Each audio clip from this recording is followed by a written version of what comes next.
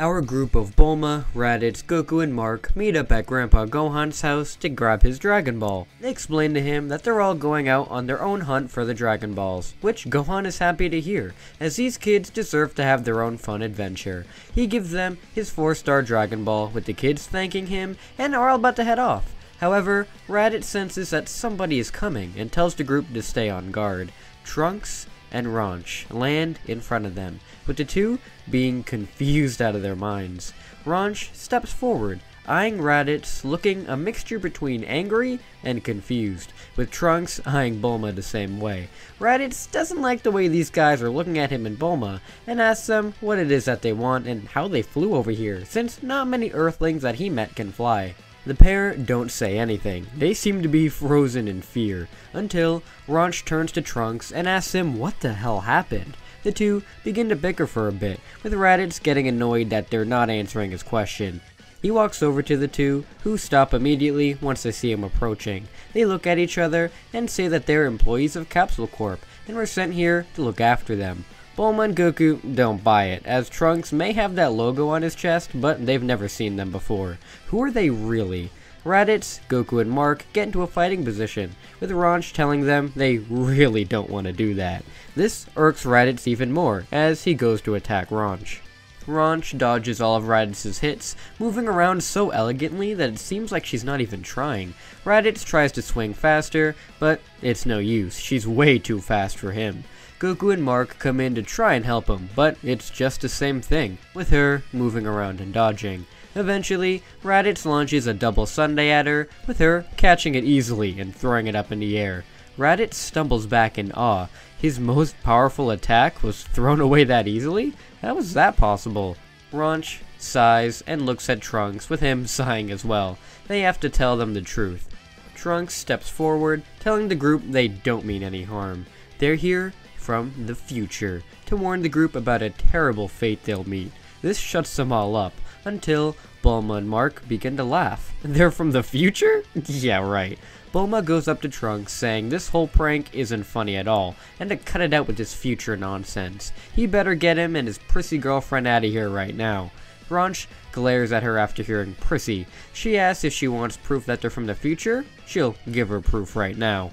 Ranch powers up, screaming out, shaking the land around them. Trunks says this really isn't a good idea, but he can't stop her now. Ranch explodes in her own golden glow, transforming into a Super Saiyan. Everybody was blown back by the sheer pressure of the transformation, with Raditz looking on in wonder. This power, this form, could this be the legendary Super Saiyan? Ranch looks at Raditz, saying that yes, this is the power of the Super Saiyan, and where they come from, the form isn't so legendary.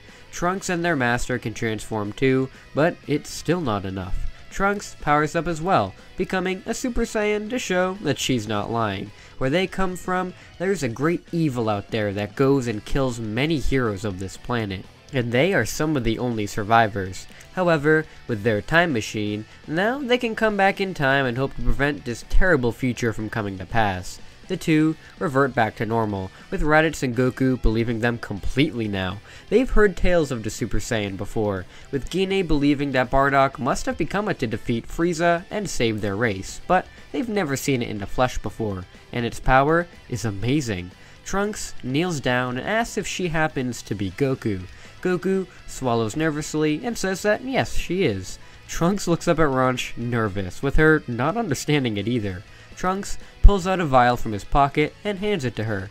He says that in the future, she'll be a great warrior and will be a giant help to the warriors of the future to help keep them safe. If she takes this medication when her heart starts to hurt, then she'll be able to stay alive to help.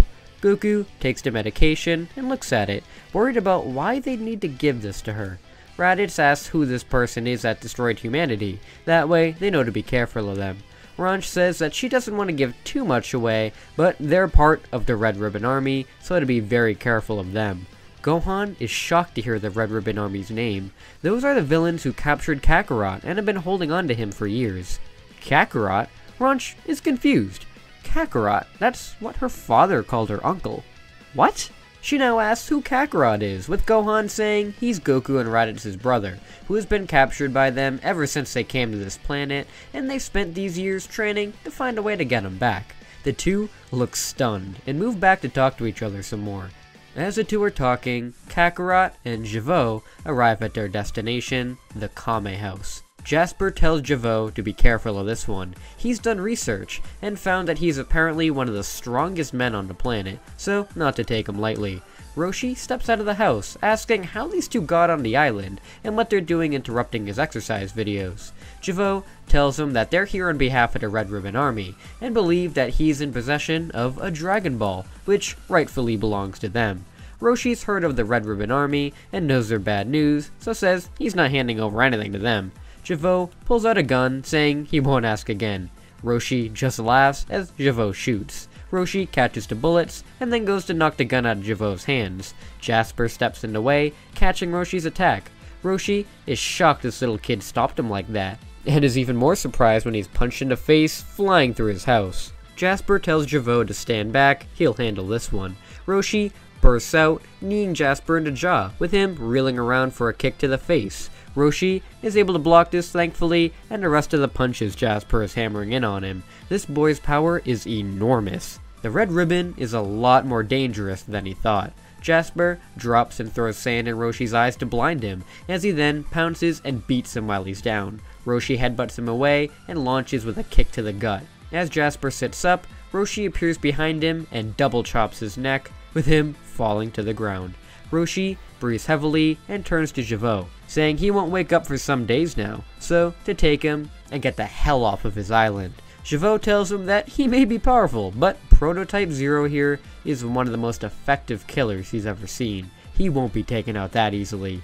Roshi looks back at Jasper as he fires a large beam out of his mouth. Roshi barely dodges it, as Jasper then lunges at him and begins to beat on him some more. Roshi fights back the best he can, but the ferocity of this boy is too much. He beefs himself up to push him back, and launches his most powerful attack, the Kamehameha at the boy. Jasper narrowly avoids the attack, with it firing off to Sea Coast. Roshi reverts to normal size, breathing heavily. He knows he didn't get him, and looks around for where he could be. Two hands launch out of the sand underneath him, grabbing his feet and dragging him under. Jasper then launches out of the sand and into the air, clasping his hands together and charging his own Kamehameha. He launches the attack right where Roshi was, with the attack wasting the island. Javo is blown out to sea, but thankfully able to swim back to what's left of the island. Jasper's an extremely skilled warrior who learns as he fights, so seeing a giant energy wave is something that he was able to copy with no problems. Kame House is gone, and all that's left is a small little pile of sand. Roshi's battered body is lying in the sand, motionless. Jasper rips the Dragon Ball off of his necklace and places his fingers on Roshi's neck to check for a pulse. Nothing. He's dead. Jasper walks over to Javo, telling him they've now got 2 out of 7, but he suffered some damage from the battle and needs to return to Jiro for repairs. Javo understands, and the two hop back in their boat to return to the Red Ribbon headquarters. Trunks and Ranch have discussed what the hell is happening. They've ended up in a weird alternate timeline, where Raditz came to Earth early, Goku is a girl, Kakarot is a separate person and is controlled by the Red Ribbon Army. Did them going back in time really mess this all up? Well, they need to find a way to save Kakarot from the army now, since if he stays with them, then he may turn into an android as well. Or they could use his DNA to make many different hybrid-like Saiyan androids. They need to stick around here for a little bit to make sure that they free him. Ranch thinks that's a bad idea, as number 1, they went too far back in time already. Number 2, this timeline is very different from their own. And number 3, they could mess things up way worse than they already are if they stay here. Trunks tells her that the whole mess with the Red Ribbon can be avoided if they go and stop them with these guys. Now that they're so far back in time, the Red Ribbon has nowhere near the power to do any damage to them or to get data on their powers. If they kill Jiro now, then they won't need to worry about a terrible future happening. Ranch eventually complies and says that they can stay here to defeat the Red Ribbon. Problem is, they don't know where their base is. But maybe if they journey with these guys, they can use the Dragon Balls to find them. They agree to go along with the group, with Raditz and Goku very happy, as they want to know more about these two Super Saiyans. The group leave Grandpa Gohan's in search of the remaining Dragon Balls, with Ranch weirded out having to travel with Raditz, who is around her age and maybe younger now. It's so weird. As they go out, they find the turtle, and promise to return him to his home, and once they do, they are terrified to see what's become of this place. The whole island is torn apart, and there's a single body left nearly buried. Trunks and Ranch instantly recognize him as Roshi, and wonder what the hell happened to him. He's not breathing, so Trunks puts his hand on his chest and tries to pump him full of ki to bring him back. Surprisingly, this works, with his heart beginning to beat once again. Trunks picks him up and bursts off as fast as he can to a hospital to save the old man's life. Raditz and Goku know the name Roshi, as Gohan talked about him quite a bit over the years as his master. Who would be able to defeat Gohan's master? Trunks flies back eventually, telling them that Roshi is in surgery right now, but when he asked who did this to him, he muttered, "The Red Ribbon," meaning they've already begun to strike. Trunks is shaking with anger, and Ranch does her best to calm him down, as he'll destroy the rest of the island if he transforms. More determined than ever now, Trunks says they need to find the Dragon Balls, that way they can prevent a terrible future from coming. They fly off and find a few Dragon Balls in different parts of the planet. Not exactly where they were in the canon events, since the Dragon Balls have been used more than they were in canon, so they'd be in different areas. Eventually, they come across an area where there is still a Dragon Ball, and that's Fire Mountain. As they try and figure a way to get the Dragon Ball out, they meet up with the Ox King, who Goku and Raditz have heard stories about from Gohan too. Once they tell him this, he instantly does a 180 and becomes best pals with them. They still find Chi-Chi pretty easily, though the girl does get pretty close to Raditz trying to be all flirty, but she's a little too young for him, and plus he's gotten pretty close with Bulma. Trunks and Ranch are screaming internally right now, since his mom and her dad are flirty with each other. They need to find a way to make them stop acting this way, and also have Chi-Chi get with Goku so Gohan can be born. Of course, the Goku they have here is a girl, so obviously Gohan can't be born that way, but if she meets the male Kakarot they have here, maybe they can get together. Once Trunks blasts a mountain apart with his burning attack, this interests Chi-Chi enough to want to go with the group, which is thankfully what he and Ranch wanted. Ox King is fine with Chi-Chi coming along with them, just as long as she stays safe. But seeing the power of these two, he's sure she'll be fine. Meanwhile, at the Red Ribbon HQ, Jasper has recovered from his battle with Roshi, and is prepared to go out with Javo to gather the rest of the Dragon Balls. Red begins to yell at him though, since while he was lounging around here, there's been a group who has gathered the rest of the Dragon Balls and will be making their way here. Jasper tells him it's no problem, he was able to deal with the world's strongest with no problem, so these clowns with the Dragon Balls won't be an issue. Him and Javo then go off to deal with this threat, until they're stopped by a weird gang. The Pilaf gang and some weird girl stop them in their tracks, saying they're here for the Dragon Ball, and that they've hired the world's greatest thief, Launch, so if they try anything at all, they're dead. Launch sticks out her gun towards the two, telling them to empty their pockets now. Javo sticks his hands up and begins to laugh. Launch is about to ask what's so funny, as Jasper appears in front of her, knocks the gun out of her hand, and kicks her into the rocks. Pilaf and the others scream and then deploy their mechs to protect themselves. These mechs aren't a challenge to Jasper, as he pretty easily destroys them. The Pilaf gang are pretty badly injured here, as Javo steps up and puts a gun to Mai's head, asking if they're the ones who've been gathering the Dragon Balls. Mai pleads that they haven't been, and that they're very sorry for trying to mug them. Javo says sorry isn't gonna cut it, and is about to pull the trigger when Ranch grabs his arm and breaks it. Javo screams out as Jasper jumps in front of him to protect him. The group can't believe their eyes. This kid looks just like Goku. Of course, Raditz and Goku walk up to him, asking if it's really Kakarot, their long-lost brother. Jasper has no idea what they're talking about. He has no family except for Vomi. Vomi? Trunks thinks that name sounds familiar. Was that the lady who worked at Capsule Corp a few years ago? Nah, couldn't have been.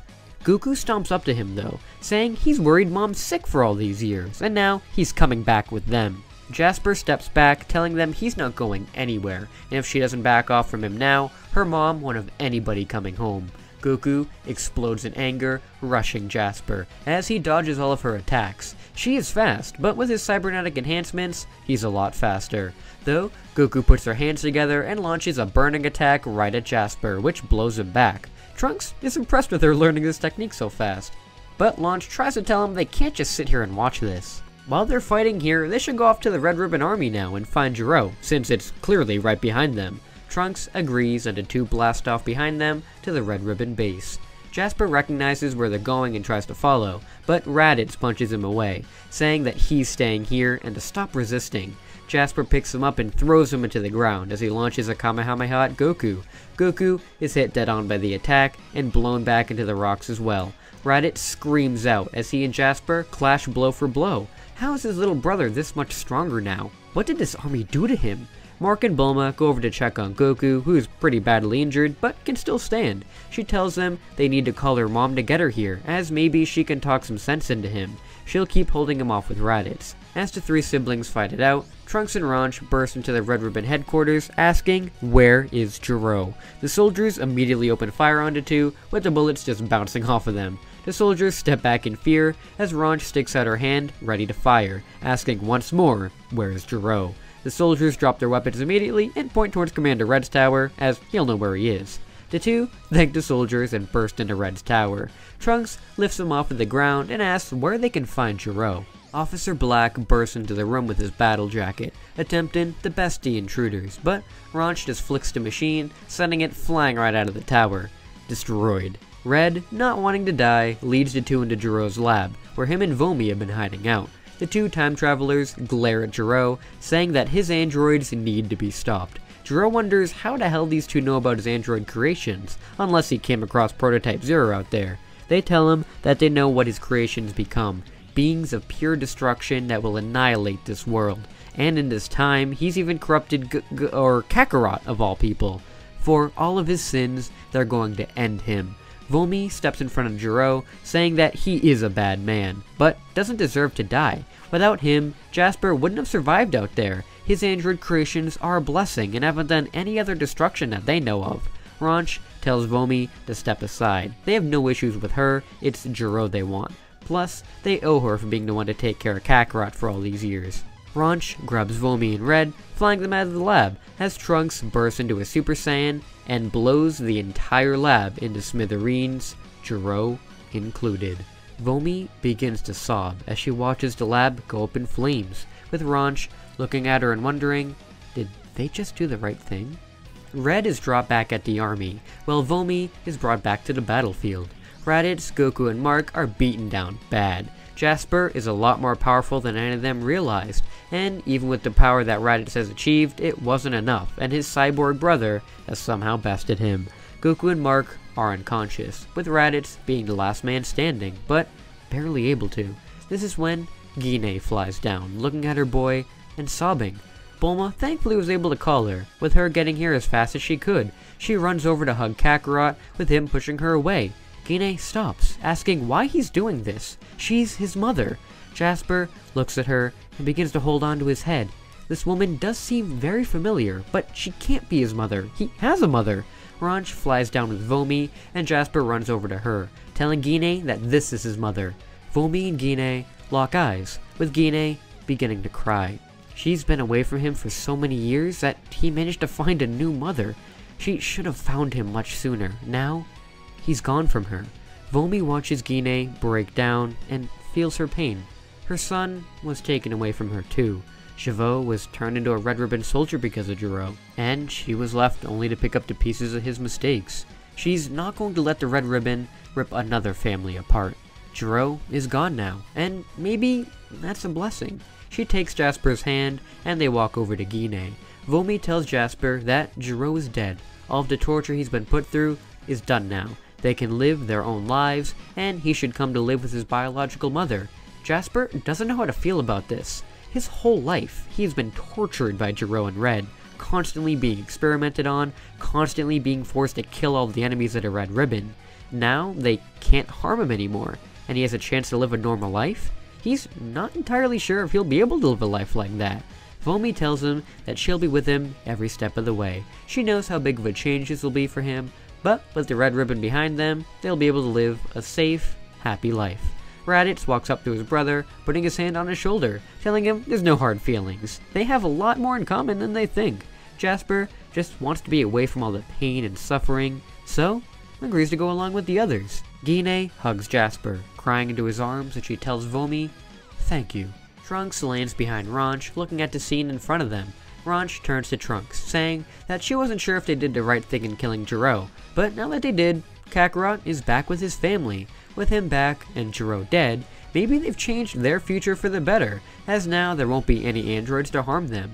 Trunks says he hopes that things have turned out for the better here, and they should probably go now before things change anymore. The two burst off back to Mount Paozu and take the time machine out of the capsule. They prepare to return back to the future, with Ranch asking him why things were so different in this timeline. Trunks admits he has no idea. Maybe them just traveling through time caused a giant distortion and things got all out of whack. Hopefully, when they return to the future, Gohan, Banchuri, Bulma, and Mai are all still there. As the time machine starts up, it begins to glow with weird electric red energy and violently fly all around. Ranch and Trunks wonder what is happening, since this isn't how the machine is supposed to act. Trunks presses a bunch of buttons to try and calm the machine down, but nothing's working. The two scream out as the time machine violently disappears. Back with the group, they've given up searching for the Dragon Balls now, as they've run into something a bit more important with Kakarot. Launch and the Pilaf gang have run off to parts unknown, with Javot escaping off as well. Bulma noticed that Trunks and Ranch disappeared and is kinda worried. Them being here must have changed their future in some way. If they change the future, does that mean that they now cease to exist? She hopes not, and hopes that they'll meet again someday. The group returned to West City to get Kakarot and Vomi used to the big city. Goku, Chi-Chi, Mark, and Raditz hang with Kakarot as he apologizes for attacking them like that, as it was only a part of his programming. Of course, there are no hard feelings, and Goku and Raditz are just really happy to finally meet their brother.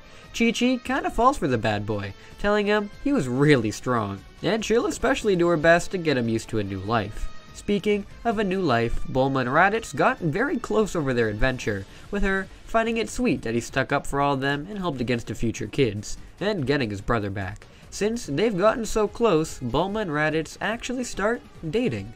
Kakarot goes to visit the hospital as well to apologize to Roshi for almost killing him. Roshi, of course, almost has a heart attack when he sees the boy, but since he came with Gohan and Gine, he knows that everything should be fine now.